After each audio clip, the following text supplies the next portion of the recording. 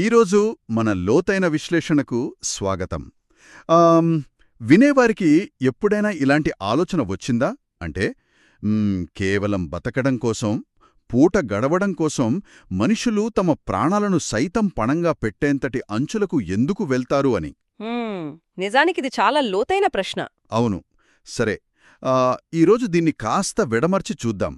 మనం మాట్లాడుకోబోయే విషయం ఒక సాధారణమైన కథ కాదు.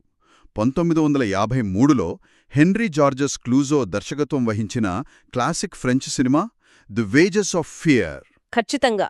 దీని గురించి మాట్లాడుకోవడానికి మనం చాలా బలమైన మూలాలను పరిశీలించాం కదా. వికీపీడియా, ఐఎండీబీ, క్రైటీరియన్ కలెక్షన్ వ్యాసాలు, అలాగే ప్రఖ్యాత విమర్శకుడు రోజర్ ఈబర్ట్ రాసిన రెట్రోస్పెక్టివ్ రివ్యూ. అంతేకాకుండా బిఎఫ్ఐ ఆర్కైవ్ మరియు సైట్ అండ్ సౌండ్ పత్రికల్లో వచ్చిన ఎన్నో విశ్లేషణలను కూడా ఈ చర్చ కోసం సేకరించాం. అవును. అయితే ఇక్కడ ప్రేక్షకులకు ఒక విషయం ముందే స్పష్టంగా చెప్పాలి. మన లక్ష్యం ఈ సినిమా కథను పూర్తిగా చెప్పేయడం కాదు. అస్సలు కాదు. ముగింపును రివీల్ చేయడం అంతకంటే కాదు. ఎలాంటి స్పాయిలర్లు ఇవ్వబోడం లేదు. అవును. కేవలం ఆ కథలో దాగిన లోతైన ఇతివృత్తాలను, ఆ పాత్రలు పడే మానసిక సంఘర్షణలను మాత్రమే అన్వేషించబోతున్నాం. సరిగ్గా చెప్పారు. ఆ మూలాలన్నింటినీ చూస్తుంటే ఒక విషయం చాలా ఆసక్తికరంగా అనిపిస్తుంది. ద వేజెస్ ఆఫ్ ఫియర్ అనేది కేవలం ఒక థ్రిల్లర్ మాత్రమే కాదు. అదొక సుదీర్ఘమైన మానసిక ప్రయాణం.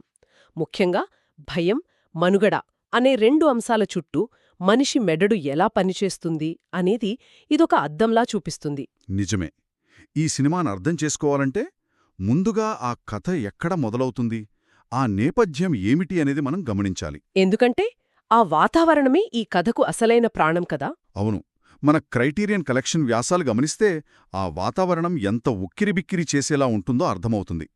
దక్షిణ అమెరికాలోని ఒక మారుమూల గ్రామం అది. చుట్టూ ఎడారిలాంటి పరిస్థితి, విపరీతమైన ఎండ, దుమ్ము, ధూళి. అక్కడికి ప్రపంచంలోని వివిధ ప్రాంతాల నుంచి, ముఖ్యంగా రెండో ప్రపంచ యుద్ధం తర్వాత ఐరోపా నుంచి ఎంతోమంది వలస వస్తారు. వాళ్లంతా ఏదో సాధిద్దామని వచ్చి ఆ ఊళ్ళో చిక్కుకుపోతారు. చేతిలో చిల్లిగవ్వ ఉండదు. దానికి ఫ్లైట్ టికెట్ కొనుక్కునే స్థోమత కూడా ఉండదు. ఆ ఊరు ఒక జైలు లాంటిది, కాని దానికి గోడలుండవు. పేదరికమే ఆ ఊరి గోడ. రోజల్ ఏబర్ట్ తన రివ్యూలో ఇదే విషయాన్ని చాలా అద్భుతంగా రాశారు. ఆ ఊరి వాతావరణం, ఆ నిస్సహాయత చూస్తుంటేనే ప్రేక్షకులకు ఊపిరి ఆడనంత ఉత్కంఠ కలుగుతుందని ఆయన పేర్కొన్నాడు. ఈ నిస్సహాయతను అర్థం చేసుకోవాలంటే మనం ఆ ఊరి ఆర్థిక పరిస్థితిని కొంచెం లోతుగా చూడాలి. అవును. ఆ కాలం నాటి వ్యవస్థలను పరిశీలించాలి. ఈ విశ్లేషణలో మనం గమనించాల్సిన ఒక చారిత్రక నేపథ్యమేమిటంటే ఆర్థికలేమి మనుషులను ఎంతలా దిగజారుస్తుంది అనేది. మన మూలాలు వివరిస్తున్నట్లుగా ఆ ఊళ్ళో ఒక పెద్ద అమెరికన్ ఆయిల్ కంపెనీ ఉంటుంది కదా. అవును.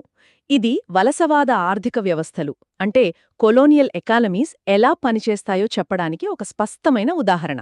దీన్ని ఒక తటస్థ కోణంలో, ఎలాంటి రాజకీయ పక్షపాతం లేకుండా పరిశీలిస్తే ఒక పెద్ద కంపెనీ అక్కడి సహజ వనరులను తీసుకుంటూ కోట్లు గడిస్తుంటుంది. కాని ఆ ఊళ్ళో ఉన్న స్థానికులకు, అక్కడే చిక్కుకుపోయిన వలసదారులకు మాత్రం కనీసం తినడానికి తిండి కూడా దొరకదు.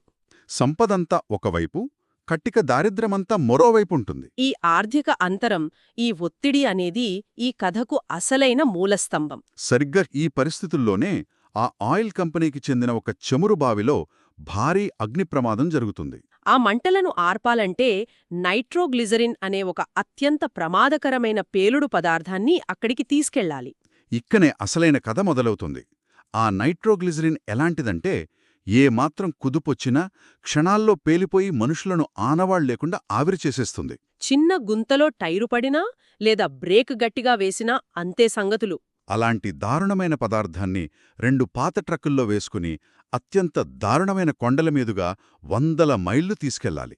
మట్టి రోడ్ల మీదుగా ఆ ప్రయాణం సాగాలి. సహజంగానే ఆ పని చేయడానికి ఎవ్వరూ ముందుకు రారు. అప్పుడు ఆ కంపెనీ ఏం చేస్తుందంటే, ఎవరైతే ఆ ట్రక్కులను తీసుకెళ్తారో వారికి భారీగా డబ్బులిస్తామని ప్రకటిస్తుంది. ఆ డబ్బులు ఎలాంటివంటే ఆ ఊరి నుంచి బయటపడి కొత్త జీవితం ప్రారంభించడానికి సరిపోయేంత మొత్తమన్నమాట. ఇక్కడే మనం గౌరవానికి, బతుకుదెరువుకు మధ్య జరిగే నిరంతర సంఘర్షణను చూడొచ్చు. బతకడానికి కనీస అవకాశం కూడా దొరకని నిస్సహాయ స్థితిలో ఒక మనిషి ఉన్నప్పుడు ఎదురయ్యే అతి పెద్ద ప్రశ్న ఇది. ఆకలితో రోడ్డు మీద పడి చనిపోవాలా, లేక ప్రాణాలను పణంగా పెట్టి ఈ సూసైడ్ మిషన్ లాంటి పనిచేసి బతకాలా? ఆ పాత్రల ముందున్నది కేవలం 2 దారులు. ఒకటి, నెమ్మదిగా పేదరికంతో చనిపోవటం. రెండవది, వెంటనే పేలిపోయి చనిపోయే అవకాశమున్న ఈ పనికి ఒప్పుకోవటం. కేవలం బతకడం కోసం మనుషులు ఎంతటి దారుణమైన ప్రమాదాలకైనా ఎలా సిద్ధపడతారో ఇది తెలియజేస్తుంది. అంటే ప్రాణాలను కాపాడుకోవడం కోసం వాళ్లు ప్రాణాలనే పణంగా పెడుతున్నారన్నమాట.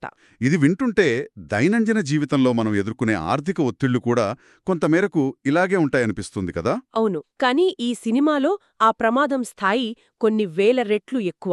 నిజమే.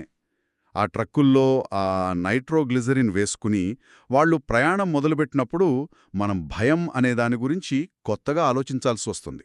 ఎందుకంటే ఇది మనం హారర్ సినిమాల్లో చూసే అకస్మాత్తుగా భయపెట్టే దెయ్యం లాంటిది కాదు. ఇదొక నెమ్మదిగా ప్రాణాలు తీసే ఒత్తిడి. ఆ భయం వాళ్ళ వెనుక సీట్లోనే కూర్చుని ప్రయాణిస్తున్నట్లుంటుంది. భయం మరియు మనుగడ అనేవి ఈ కథలో ఒకదానితో ఒకటి ఎలా ముడిపడి ఉన్నాయో ఆ ప్రయాణం చాలా స్పష్టంగా చూపిస్తుంది. ఇక్కడ అత్యంత ఆసక్తికరమైన విషయమేమిటంటే, భయమనేది కేవలం అప్పటికప్పుడు కలిగే ఒక తాత్కాలిక భావోద్వేగం కాదు. అది మనిషిని మానసికంగా పూర్తిగా మార్చివేసే ఒక సుదీర్ఘమైన పరివర్తన. ఆ ట్రక్కు నడుపుతున్న ప్రతి సెకను, స్టీరింగ్ పట్టుకున్న ప్రతి క్షణం వాళ్లకి తమ చావు కళ్ళెదుటే కనిపిస్తూ ఉంటుంది. మెదడు ఎప్పుడూ ఒకటే ఆలోచిస్తుంది. ఈ చిన్న రాయి తగిలితే నేను చనిపోతాను, ఈ వంతెన దాటేటప్పుడు చిన్న తప్పు జరిగితే నేను చనిపోతాను అని. ఆ భయం ప్రతిక్షణం వారిని ఎలా వెంటాడుతుందో ఈ సినిమా ద్వారా దర్శకుడు క్లూజో చాలా అద్భుతంగా, వాస్తవికంగా చూపించారు. ఈ పరిస్థితిలోనే నాకు ఇంకో విషయం భలే ఆశ్చర్యంగా అనిపించింది. అదే మనుగడ కోసం నైతికత, అంటే సర్వైవల్ ఎథిక్స్. అవును, ఇది చాలా ముఖ్యమైన పాయింట్. మనం సాధారణమైన, సురక్షితమైన పరిస్థితుల్లో ఉన్నప్పుడు నీతి, నిజాయితీ, దయ గురించి చాలా గొప్పగా మాట్లాడుకుంటాం. కాని ప్రాణాలు పోయే పరిస్థితి ఎదురైనప్పుడు ఆ నైతిక విలువల స్థానమేమిటి? మరణం అంచున నిలబడి ప్రతి క్షణం భయంతో వణికిపోతున్నప్పుడు మనిషి ఎలా ఆలోచిస్తాడు? ఒక చిన్న పొరపాటు జరిగితే తన ప్రాణంతో పాటు పక్కన ఉన్నవాడి ప్రాణం కూడా పోతుందని తెలిసినప్పుడు ఒక మనిషి తన తోటివారితో ఎలా ప్రవర్తిస్తాడు అనేది ఇక్కడ అసలైన ప్రశ్న. మన మూలాల్లో ప్రస్తావించిన అస్తిత్వవాద సినిమా అంటే ఎగ్జిస్టెన్షియల్ సినిమా ఉద్దేశం కూడా సరిగ్గా ఇదే కదా. అవును, రేపు ఎలాగైనా చనిపోతాము అని తెలిసినప్పుడు ఈరోజు మనం పాటించే నియమాలకు ఏమైనా అర్థముంటుందా అని ప్రశ్నించడం. దీన్నే మనం అస్తిత్వవాదం అంటాం. ప్రాణాపాయం ముందున్నప్పుడు సమాజం ఏర్పాటు చేసిన నియమాలు, నైతికత అన్నీ చాలా చిన్నబోతాయి. డిఎఫ్ఐ ఆర్కైవ్స్ ప్రకారం ఈ సినిమా మనిషి లోపల ఉన్న ఒక ఆదిమమైన స్వభావాన్ని, అంటే ప్రైమల్ ఇన్స్టింక్ట్ను బయటకు తీస్తుంది. మనుగడ సాగించాలనే తపన ముందు మిగతావన్నీ మాయమైపోతాయి.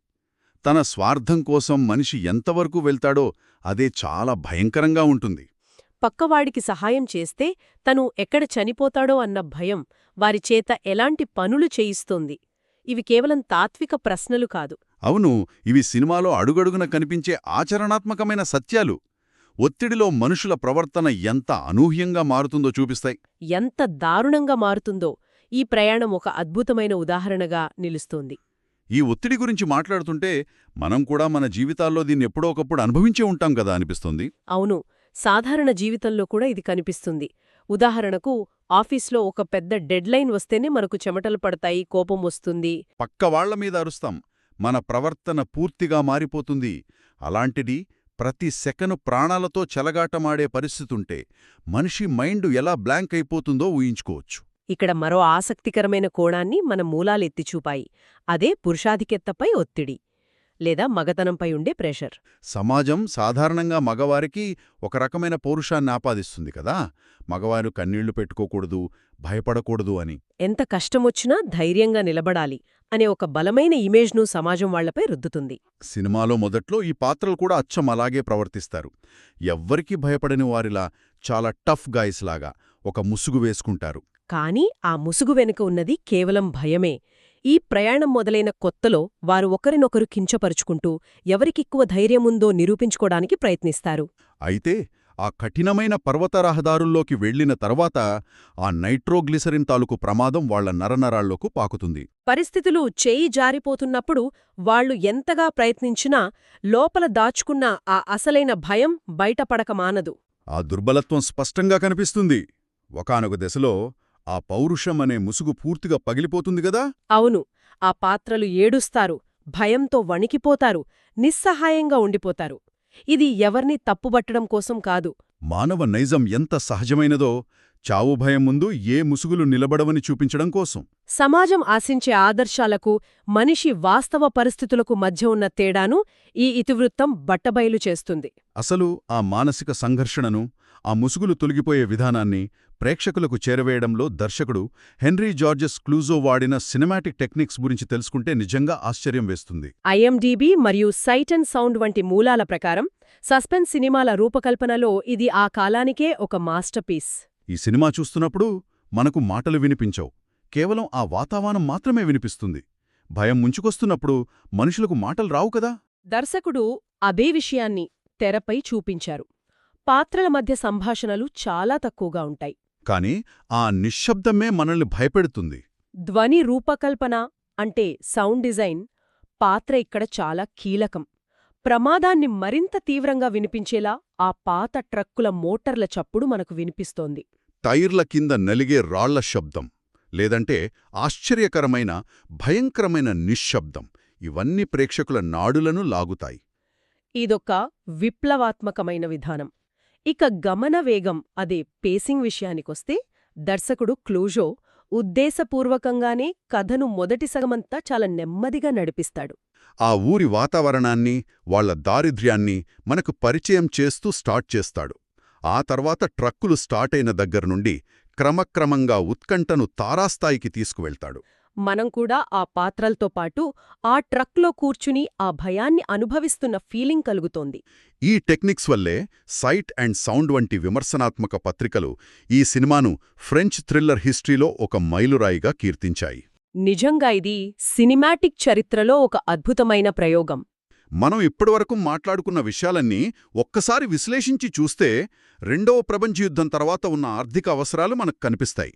ఒక విదేశీ సంస్థ ఆధిపత్యంలో ఉన్న ఆ ఊరి వాతావరణం, అక్కడి సామాన్యుల బతుకు పోరాటం చాలా స్పష్టంగా తెలుస్తుంది.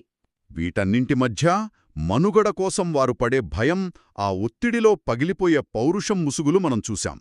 ఇవన్నీ కేవలం 1953 నాటి ఒక పాత సినిమాకు మాత్రమే పరిమితం కాదనిపిస్తుంది కదా. నేటి ఆధునిక ప్రపంచంలో కూడా పరిస్థితులు పెద్దగా మారలేదేమో అనిపిస్తుంది.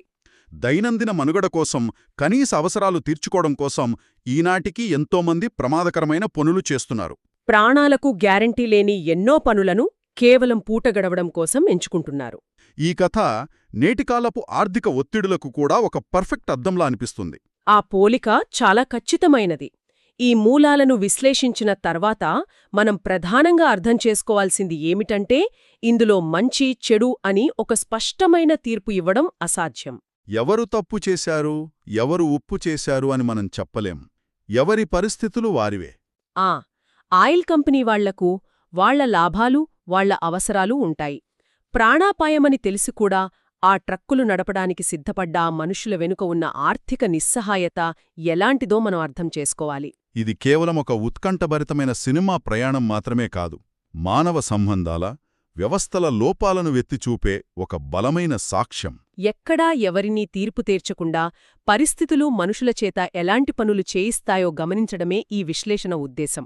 ఈ లోతైన విశ్లేషణను ముగించే ముందు ప్రేక్షకులకు ఒక చిన్న ఆలోచనను వదిలిపెట్టాలనుకుంటున్నాను. ఖచ్చితంగా. ఇదంతా విన్న తర్వాత మన ఆలోచనలు ఎటువైపు వెళ్తున్నాయనేది ముఖ్యం. వీటన్నిటినీ విన్న తర్వాత ఒక్కసారి ఆలోచించండి. మనుషులు స్వచ్ఛందంగా ఇలాంటి ప్రమాదాల్లోకి దూకుతున్నారా, లేక గౌరవంగా బతకడానికి వేరే ఏ దారి లేక, కనీస అవసరాలు తీర్చుకునే అవకాశం లేక, మన చుట్టూ ఉన్న ఈ వ్యవస్థలే వారిని ఆ ప్రాణాంతకమైన ప్రమాదం వైపు బలవంతంగా నెడుతున్నాయా? ఇది నిజంగా ప్రతి ఒక్కరూ తమను తాము వేసుకోవాల్సిన లోతైన ప్రశ్న. ఈరోజు మనం చేసిన ఈ విశ్లేషణ ప్రేక్షకులందరికీ ఒక కొత్త కోణాన్ని, ఆలోచనను పరిచయం చేసిందని ఆశిస్తున్నాము. మరొక అద్భుతమైన, ఆసక్తికరమైన అంశంతో మళ్ళీ కలుద్దాం.